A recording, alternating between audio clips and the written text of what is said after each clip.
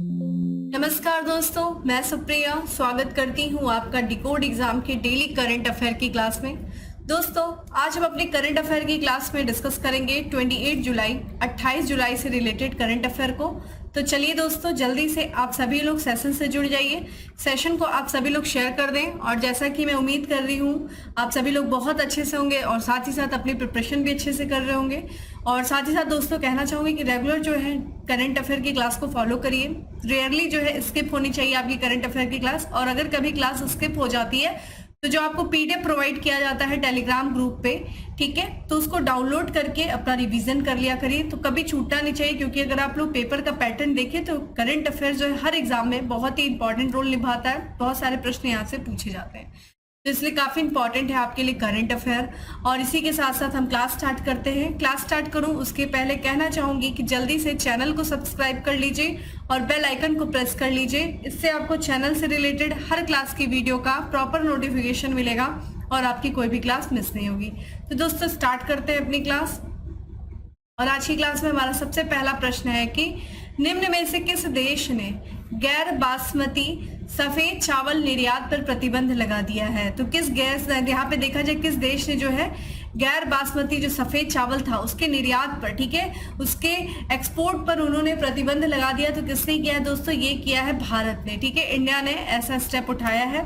तो यहाँ पे बात करते हैं भारत ने, ठीक है, देश के भीतर खुदरा कीमतों को, जो रिटेल प्राइस थी दोस्तों, उसको नियंत्रित, जो उसमें उतार चढ़ाव आ रहा था उस उतार चढ़ाव को स्थिर करने के उद्देश्य से गैर बासमती सफेद चावल के निर्यात पर प्रतिबंध लगा दिया, ठीक है। तो जैसा कि इस समय कुछ ऐसा जो है प्राकृतिक चीजें भी हैं जिसकी वजह से ये माना जा रहा था कि हो सकता है कि उत्पादन ना हो, तो घरेलू खपत में कमी ना आए, इसको ध्यान में रखते हुए सरकार ने ये स्टेप उठाया है कि खुदरा कीमतों में उतार चढ़ाव ना, यानी कि इसकी कीमत ज्यादा बढ़े नहीं, हर लोगों तक पहुंच हो। क्योंकि अगर देखा जाए चावल जो है हर लोगों के भोजन का एक महत्वपूर्ण भाग होता है, तो ये एक तरीके से घरेलू जो मांग है उसकी पूर्ति के उद्देश्य से ये कदम उठाया गया सरकार के द्वारा। और ये जो निर्णय लिया गया है ये खाद्य और उपभोक्ता मामलों की जो मंत्रालय है उसके द्वारा लिया गया है, ठीक है। और यह प्रतिबंध जो है गैर बासमती सफेद चावल के सभी निर्यात पर लागू होता है। और ये महत्वपूर्ण निर्णय जो है, ये निर्णय महत्वपूर्ण है क्योंकि अगर देखा जाए ये भारत की बात करें तो ये दुनिया का अग्रणी चावल निर्यात देश है। तो एक तरीके से बहुत ही ज्यादा प्रभावित करेगा ये निर्णय जो है भारत का अन्य देशों को, ठीक है, वहां पे जो कि काफी डिमांड है इस चावल की, तो वहां पे दाम बढ़ने के चांसेस काफी ज्यादा है। प्रतिबंध का अगर प्राथमिक उद्देश्य देखा जाए तो भारत के भीतर खुदरा कीमतों में उतार चढ़ाव को स्थिर करना, जैसा कि मैं अभी बताई हूँ। देखिए, जो विदेशी व्यापार है उसको एक तरीके से नियंत्रित करने का, उसकी देखरेख करने का एक निदेशालय है जिसको हम कहते हैं विदेश व्यापार निदेशालय। तो आइए इसके बारे में भी बात कर लेते हैं, ठीक है, directorate general of foreign trade के बारे में। तो ये एक वाणिज्य और उद्योग मंत्रालय के तहत जो है कार्य करती है ये एजेंसी है। किस मंत्रालय के तहत दोस्तों? तो ये वाणिज्य और उद्योग मंत्रालय के तहत है। कौन सा? विदेश व्यापार महानिदेशालय। इसका जो दोस्तों हेडक्वार्टर है वो नई दिल्ली में है। और ये देखिए, ये जो निदेशालय है ये विदेश व्यापार से संबंधित कानूनों को विनियमित करता है, उन्हें लागू करने में अपनी महत्वपूर्ण भूमिका निभाता है। इसकी प्रमुख जिम्मेदारियां कौन सी दोस्तों? इसकी प्रमुख जिम्मेदारियों में से एक जिम्मेदारी जो है वो विदेशी व्यापार नीति तैयार करना, और साथ ही साथ उन नीतियों को तैयार ही नहीं करना बल्कि उनको क्रियान्वित भी करना, इसका मुख्य उद्देश्य, इसकी प्रमुख जिम्मेदारी है। अगर हम बात करें, ये तो विदेश व्यापार नीति है, इसका उद्देश्य क्या है? तो भारत की निर्यात गतिविधियों को बढ़ावा देना, अंतर्राष्ट्रीय व्यापार के लिए अनुकूल माहौल बनाना, ठीक है। और वर्तमान में इस निदेशालय के महानिदेशक कौन है? तो अमित यादव जो है वो विदेश व्यापार महानिदेशालय के वर्तमान महानिदेशक हैं। ये महत्वपूर्ण चीजें थी जो हम लोगों ने डिस्कस किया। अब बात करते हैं दोस्तों अगले प्रश्न की। चलिए आप मुझे इसी के साथ साथ बता दीजिए कि भारत में सबसे बड़ा चावल उत्पादक राज्य कौन सा है, ठीक है, सबसे ज्यादा उत्पादन किस राज्य में होता है चावल का? इसी के साथ साथ कमेंट बॉक्स में आंसर करिए। अगला प्रश्न है दोस्तों की किस देश के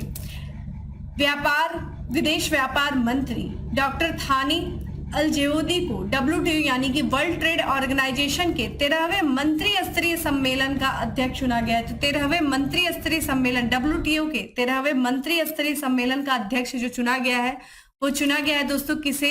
ये है डॉक्टर थानी अलजेउदी, ठीक है, अलजेउदी। और ये किस देश के विदेश मंत्री हैं दोस्तों? तो ध्यान रखिएगा UAE यानी कि संयुक्त अरब अमीरात, ठीक है।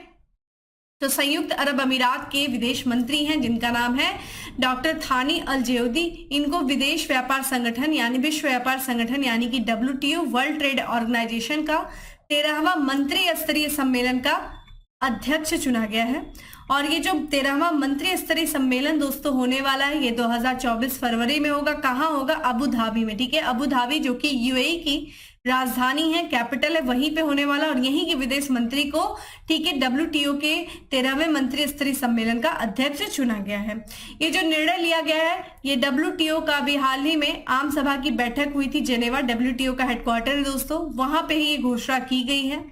और इसी जो है बैठक के दौरान इनकी मुलाकात जो हुई है वो WTO के जो महानिदेशक है जिनका नाम है गोजी ओंगजू अवेला। ठीक है, गोजी ओंगजू अवेला, ये किस देश से है, इससे प्रश्न संबंधित पूछा गया था। चलिए आप मुझे कमेंट बॉक्स में बताइए कि WTO की जो महानिदेशक है गोजी ओंगजू अवेला, जिनकी तस्वीर आप स्क्रीन पे देख रहे हैं, ये किस देश से संबंधित है और वर्तमान में ये WTO की अध्यक्ष है, महानिदेशक है, उन्हीं से मुलाकात हुई है। सम्मेलन देखिए जैसा कि हमने बताया फरवरी 2024 में होने वाला है और इसमें लगभग 164 देशों के प्रतिनिधि जो है वो भाग लेंगे। और ये जो अभी वर्तमान सम्मेलन हुआ है, ये जो बैठक हुई है, इसमें व्यापार प्रणाली की समीक्षा की गई और अगले सम्मेलन की रूपरेखा जो है वो तैयार किया जाएगा। तो ये चीज ध्यान रखिएगा दोस्तों। तो ये था हमारा सेकंड क्वेश्चन, काफी इंपॉर्टेंट क्वेश्चन है दोस्तों। थोड़ा सा WTO के बारे में पढ़ लीजिएगा आप लोग, और जो वहां के महानिदेशक हैं वो किस देश से संबंधित है ये देख लीजिएगा।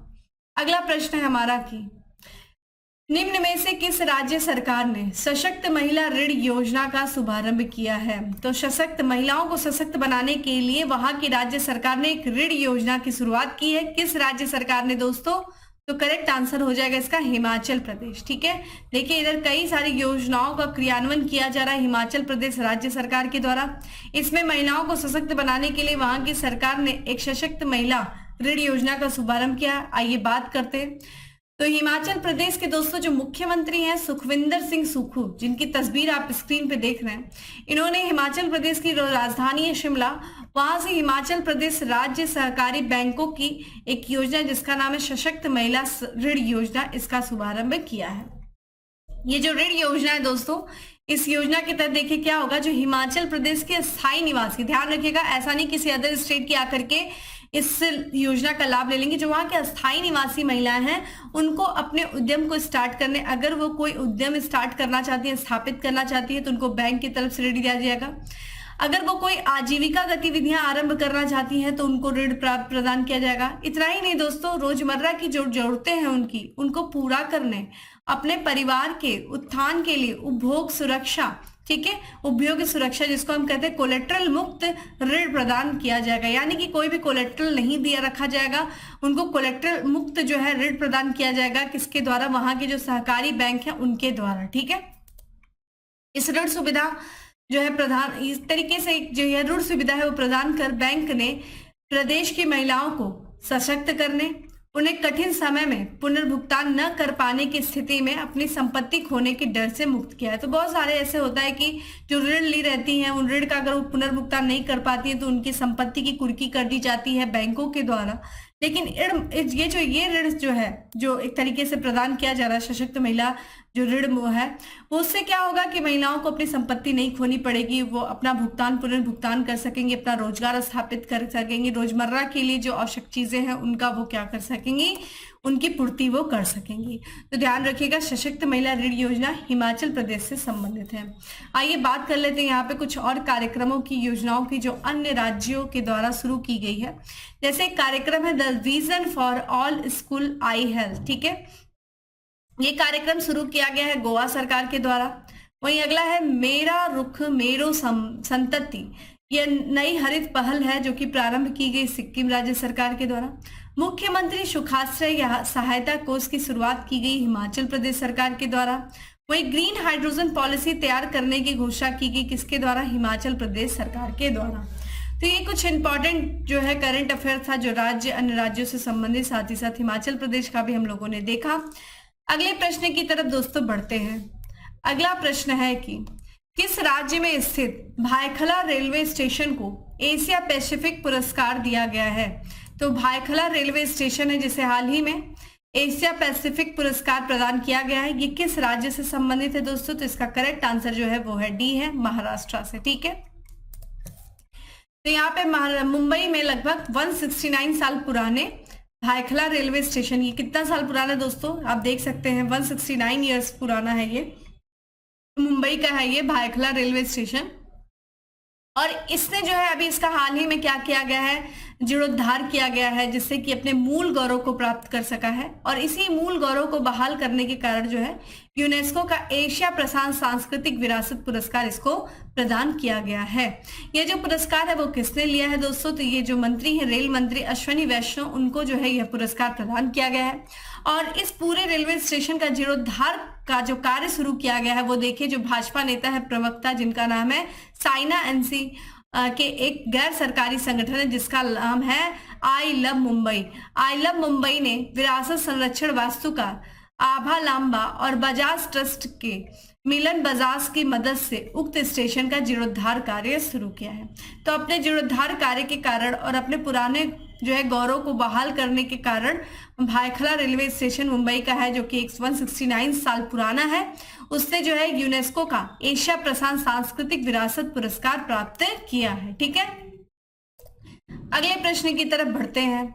अगला प्रश्न है कि भारत और किस देश में सशस्त्र बलों के लिए हेलीकॉप्टर सहयोग में समझौता हुआ है। भारत और किस देश के बीच में हुआ है सशस्त्र बलों के लिए हेलीकॉप्टर सहयोग में समझौता, तो दोस्तों ध्यान रखिएगा ये हुआ है अर्जेंटीना। देखिए ध्यान रखिएगा, अर्जेंटीना के से हम लोगों ने कुछ अन्य समझौते भी किए हैं और अभी हाल ही में अर्जेंटीना से एक हेलीकॉप्टर सहयोग समझौता भी हुआ है भारत का, उसके बारे में बात करते हैं।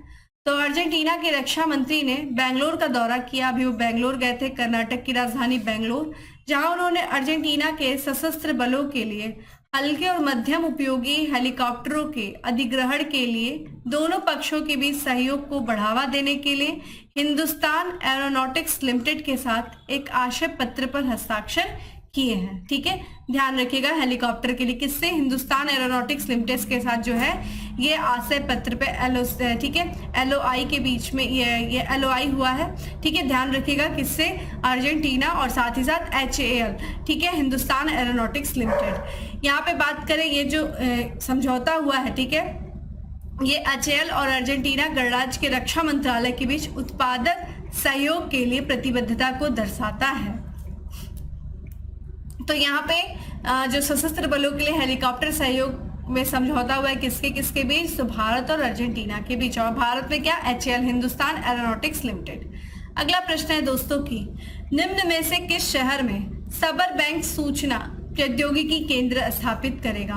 सबर बैंक दोस्तों ये रूस का बैंक है सूचना प्रौद्योगिकी, और ये सबर बैंक जो है किस यहाँ पे शहर में जो है अपना सूचना प्रौद्योगिकी केंद्र स्थापित करने जा रहा है, तो ये करने जा रहा है दोस्तों बेंगलुरु में, जिसकी इजाजत दी गई है RBI के द्वारा। तो भारत में सबर बैंक की शाखा को भारतीय रिजर्व बैंक ने बेंगलुरु में एक IT यूनिट स्थापित करने की अनुमति दी है। ठीक है, तो ये जो है रिजर्व बैंक ऑफ इंडिया के द्वारा जो है IT, ध्यान रखिएगा, ठीक है, IT यूनिट स्थापित करने की अनुमति दी गई है किसको, सबर बैंक को। कहाँ पे दोस्तों, बेंगलुरु में। नव स्थापित IT कार्यालय सबर बैंक के in house data processing centre के रूप में काम करेगा। अगर हम बात करें दोस्तों बेंगलुरु की, तो ये भारत का तीसरा सबसे बड़ा शहर है। देश के अग्रणी वैज्ञानिक और औद्योगिक केंद्र के रूप में ये काफी ज्यादा प्रसिद्ध है। बेंगलुरु सिलिकॉन वैली के भी नाम से जाना जाता है। ठीक है, बात करें इसको एरोस्पेस इंजीनियरिंग, इलेक्ट्रॉनिक्स उद्योग और IT उत्पाद विकास में विशेषज्ञता के साथ ही शहर ने भारत की सिलिकॉन वैली का खिताब अर्जित किया है। तो अगर आपसे पूछा जाए भारत की सिलिकॉन वैली किसे कहा जाता है दोस्तों, तो बेंगलुरु को कहा जाता है।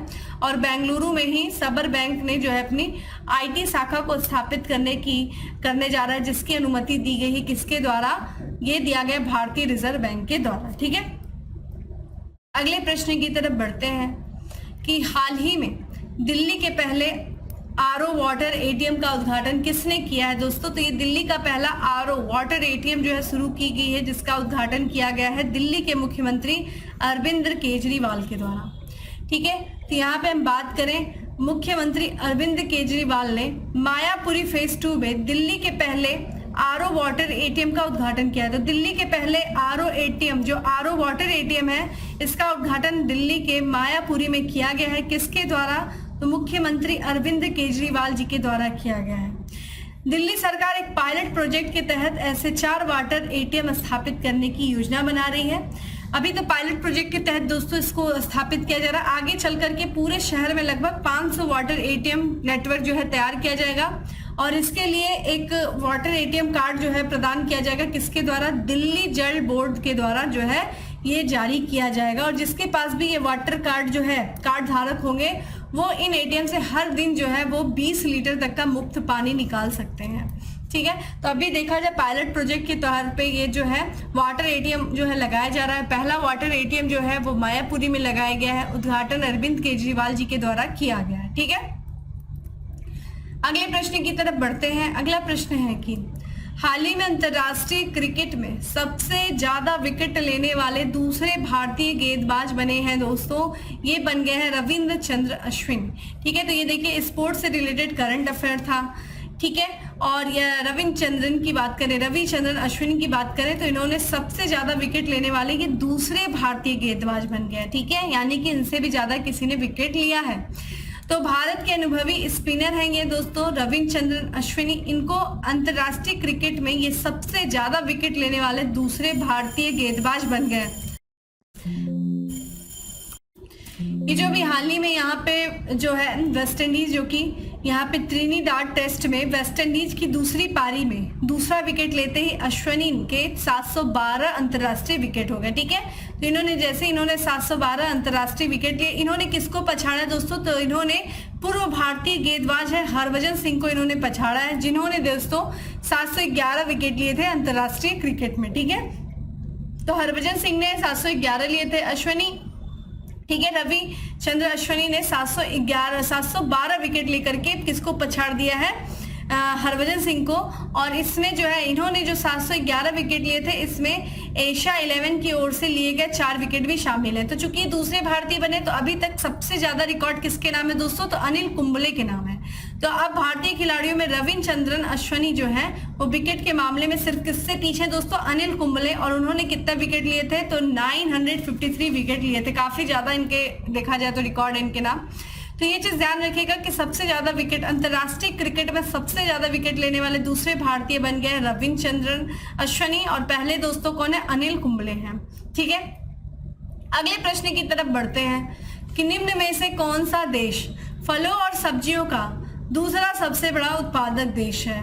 तो फलों और सब्जियों का दूसरा सबसे बड़ा उत्पादक देश दोस्तों भारत हो गया। चलिए कमेंट बॉक्स में आंसर करिए कि पहले स्थान पे कौन है। ठीक है, तो कृषि और किसान कल्याण मंत्री दोस्तों नरेंद्र सिंह तोमर, उन्होंने लोकसभा में एक लिखित उत्तर में बताया कि भारत जो है विश्व में फलों और सब्जियों का दूसरा सबसे बड़ा उत्पादक बन गया है और सब्जियों की आपूर्ति में अभी कोई कमी नहीं है। तो फलों और सब्जियों का दूसरा सबसे बड़ा उत्पादक देश कौन है दोस्तों? ये है भारत है। अगर हम बात करें 2022-23 में देश का कुल बागवानी उत्पादन कितना? 35 करोड़ टन से भी अधिक होने का अनुमान है, जो अब तक का सर्वाधिक, अभी तक का सबसे सर्वाधिक जो उत्पादन होने का अनुमान है यहाँ पे। इसी के साथ साथ हम बात करें तो भारतीय फार्मा उद्योग का कारोबार जो है 2021-22 में बढ़कर 3,44,000 करोड़ रुपए से अधिक हो गया। ठीक है, तो फार्मा उद्योग में भी हम देख रहे हैं कि कारोबार काफी ज्यादा बढ़ा है। यही देखा जाए अगर 2017-18 की बात की जाए दोस्तों तो ये था 2,26,000 करोड़ रुपए और अब कितना हो गया देख सकते हैं 3 लाख से ज्यादा हो गया है। अगर हम फार्मा उद्योग की बात करें भारतीय फार्मा उद्योग की दोस्तों तो ये दुनिया में तीसरा सबसे बड़ा उद्योग है। ठीक है, चीजें ध्यान रखिएगा। कृषि और कल्याण मंत्रालय किसान कल्याण मंत्री नरेंद्र सिंह तोमर को इन्होंने बताया है फलों और सब्जियों का दूसरा सबसे बड़ा उत्पादक देश भारत है। आप मुझे कमेंट बॉक्स में बताइए कि पहले स्थान पे कौन सा देश है। अब बात करते हैं दोस्तों आज के लास्ट एमसीक्यू की। हाल ही में चर्चा में रहा महादेव वन्यजीव अभ्यारण्य किस राज्य में स्थित है? तो महादेव वन्यजीव अभ्यारण्य जो कि अभी हाल फिलहाल में चर्चा में रहा है किस राज्य में स्थित है दोस्तों? तो ये स्थित है गोवा में। Correct answer is C. तो यहाँ पे दोस्तों ये बाघ अभ्यारण्यों के, ठीक है, यहाँ पे जो है हाल ही में देखा जाए जो बाघ संरक्षण प्रयासों के लिए महत्वपूर्ण घटनाक्रम में बॉम्बे उच्च न्यायालय की गोवा पीठ ने गोवा सरकार को 24 जुलाई 2023 से 3 माह के भीतर महादेव वन्यजीव अभ्यारण्य और उसके आसपास के क्षेत्रों को वन्यजीव संरक्षण अधिनियम, ठीक है, 1972 के अंतर्गत बाघ रिजर्व के रूप में अधिसूचित करने का निर्देश दिया। देखिए यहाँ पे भी हाल ही में जो महाराष्ट्र, ठीक है, जो बॉम्बे उच्च न्यायालय है, वहां की जो गोवा पीठ है, उसने गोवा सरकार को एक आदेश दिया है कि भाई ये जो बाघ संरक्षण का प्रयास किया जाए और बाघों के संरक्षण के प्रयास के ही अंतर्गत जो वन जीव संरक्षण अधिनियम है 1972 का, उसके तहत क्या किया जाए, ये जो महादेव वन जीव अभ्यारण्य है उसको जो है बाघ रिजर्व के रूप में अधिसूचित किया जाए, जिससे कि यहाँ पे बाघ का संरक्षण हो सके। ये जो फैसला सुनाया गया है, ये जो निर्णय लिया गया है, ये बहुत लंबी कानूनी लड़ाई थी और जो पर्यावरण थे, ठीक है, पर्यावरणविद थे, जो संरक्षण जो वादी थे, उन्होंने मांग किया था और उसी मांग के बाद ये फैसला आया है। और इसका जो ये जो फैसला है, इसका वन जीव संरक्षण तथा वनस्पतियों पे जो इस क्षेत्र में है उन पर काफी महत्वपूर्ण प्रभाव पड़ेगा। ठीक है, तो महादेव, ठीक है, जो महादेव वन जीव अभ्यारण्य उसको बाघ रिजर्व के रूप में अधिसूचित करने का निर्देश जारी किया गया है गोवा पीठ के द्वारा। ठीक है, तो इस कारण से ये महादेव वन जीव अभ्यारण्य जो है वो चर्चा में रहा है। आइए बात कर लेते हैं महादेव वन जीव अभ्यारण्य। ध्यान रखिएगा, ये जो है ये गोवा के उत्तरी भाग संगुएम तालुक वालपोई शहर में स्थित है। आप देख सकते हैं, ये देखिए गोवा का मैप है और यहाँ पे आपको दिखाई दे रहा है गोवा के नॉर्थ में महादेव वाइल्ड लाइफ सेंचुरी। ठीक है, और वहीं पे देखिए जस्ट नीचे की तरफ देखिए गोवा में ही एक और वाइल्ड लाइफ सेंचुरी जिसका नाम है भगवान महावीर वाइल्ड लाइफ सेंचुरी। तो आपसे ये पूछा जा सकता है कि महादेव वाइल्ड लाइफ सेंचुरी चूंकि गोवा में है तो भगवान महावीर वाइल्ड लाइफ सेंचुरी कहाँ है दोस्तों, ये भी गोवा में है। अगर हम इस वाइल्ड लाइफ सेंचुरी यानी कि महादेव वन जीव अभ्यारण्य की बात करें तो इसमें वज्रा सकला झरना है, विरदी झरना सहित सुरमय झरने शामिल है। इतने सारे जो है फॉल है यहाँ पे देखने को मिल रहे हैं। यहाँ पे जो वज्रा फॉल्स के पास गंभीर रूप से लुप्त प्राय लंबी चोंच वाले गिद्धों के घोंसले के लिए जाना जाता है। घने नमी वाले पर्णपाती वनों और कुछ सदाबहार प्रजातियों के साथ विविध परिदृश्य यहाँ देखने को मिलता है। दुर्लभ और स्वदेशी संरक्षित वृक्षों के उपवनों के लिए ये जो है क्षेत्र उल्लेखनीय है। तो महादेव, ठीक है, कहाँ पे दोस्तों, गोवा में है। भगवान महावीर वाइल्ड लाइफ सेंचुरी ये भी गोवा में है। तो ये था दोस्तों आज का हमारा 10 MCQ और इसी दौरान मैंने आपसे कुछ प्रश्न पूछे, उम्मीद करती हूँ आप उनका आंसर करेंगे। अब बात करते हैं दोस्तों फैक्ट्स ऑफ द डे की। आज का हमारा सबसे पहला फैक्ट्स है कि आंध्र प्रदेश हाई कोर्ट के मुख्य न्यायाधीश के रूप में शपथ लिया है किसने, जस्टिस धीरज सिंह ठाकुर। तो ये आंध्र प्रदेश हाई कोर्ट के मुख्य न्यायाधीश बने हैं। हाल ही में टेस्ट विकेट में सबसे तेज रन बनाने का विश्व रिकॉर्ड बनाया किसने, भारत ने। ठीक है, सोशल मीडिया प्लेटफॉर्म में अपना नया लोगो लॉन्च किया। देखिए ये नया लोगो है किसने, ट्विटर ने। तो ट्विटर ने अपना नया लोगो जो है लॉन्च किया, आप देख सकते हैं क्या है ये। बिहार के राज्य महिला आयोग की अध्यक्ष नियुक्त हुई कौन, अश्वमेध देवी जो है ये बिहार की राज्य महिला आयोग नियुक्त हुई है। दुनिया के सबसे बड़ी राष्ट्रीय पुरुष प्रतियोगिता की मेजबानी करेगा कौन करेगा, गोवा करेगा। ये दुनिया के सबसे बड़े राष्ट्रीय पुरुष प्रतियोगिता की मेजबानी करने जा रहा है। तो दोस्तों ये था फैक्ट्स ऑफ द डे। अब बात करते हैं दोस्तों टॉप 10 स्टैटिस्टिक्स जी के। सबसे पहले बात करें गोल्डन चावल एक प्रचुरतम स्रोत है किसका, कौन सा विटामिन का, तो विटामिन ए का जो है ये प्रचुरतम स्रोत है कौन, गोल्डन चावल। गढ़मुक्तेश्वर की मस्जिदों के दीवारों पर अपने शिलालेख में स्वयं को खलीफा का सहायक कहा, किसने कहा दोस्तों, बलबन ने कहा था। ठीक है, नियंत्रक और महालेखा परीक्षक की टीका टिप्पणी पर उचित कार्यवाही करने की अंतिम जिम्मेदारी किसकी दोस्तों, संसद की है। अगला है बेतवा नदी मिलती है कहाँ पे मिलती, यमुना में, और ये उत्तर प्रदेश के हमीरपुर के निकट जो है बेतवा नदी जो है यमुना से मिल जाती है। यमुना की सहायक नदी, और यमुना किसकी सहायक नदी, गंगा की। तो उप सहायक हो गई बेतवा किसकी, गंगा की। और यहाँ पे केन बेतवा जो है लिंक आपको पता होना चाहिए क्या है। भूदान आंदोलन का प्रारंभ सर्वप्रथम हुआ था, कहाँ हुआ था दोस्तों, आंध्र प्रदेश में हुआ था, जिसके प्रेरणा कौन है, आचार्य विनोबा भावे है। अगला है प्रतिशतता के आधार पर वायुमंडल में सर्वाधिक पाई जाने वाली गैस कौन सी दोस्तों, नाइट्रोजन है, कितना, 78.9%। गदर पार्टी का मुख्यालय दोस्तों सैन फ्रांसिस्को अमेरिका में। Indian institute of ecology and environment स्थित है, कहाँ स्थित है, नई दिल्ली में। करनाल बंट रोग है किससे संबंधित, गेहूं फसल का जो है करनाल बंट रोग है। असम के सर्वप्रथम चाय कंपनी की स्थापना हुई थी, कब हुई थी, 1839 में हुआ था, क्या नाम है, द असम कंपनी। तो दोस्तों ये था आज का हमारा करंट अफेयर, जिसमें हम लोगों ने करंट अफेयर के साथ साथ टॉप 10 स्टैटिक्स जीके भी देखा। ध्यान रखिएगा ये सब जो प्रश्न है ये आपके प्रीवियस ईयर्स में पूछे जा चुके हैं। उन्हीं प्रश्नों को मैं लेके आती हूँ जिससे कि आपका रिवीजन भी हो सके और आपको एक अनुमान भी लग सके कि किस तरीके का प्रश्न जो है वो आयोग के द्वारा पूछा जाता है। तो दोस्तों ये था आज का हमारा करंट अफेयर। उम्मीद करती हूँ आपको अच्छा लगा होगा। डेली करंट अफेयर की जो PDF है वो आपको टेलीग्राम ग्रुप पे मिल जाएगी, जिसका लिंक डिस्क्रिप्शन बॉक्स में दिया हुआ है। जाइए डाउनलोड करिए, और ना सिर्फ डाउनलोड करिए बल्कि अपना जो है शॉर्ट नोट्स भी बनाइए। फिर मिलते हैं दोस्तों अपने अगले सेशन में, तब तक के लिए bye, have a good day, stay safe and stay happy.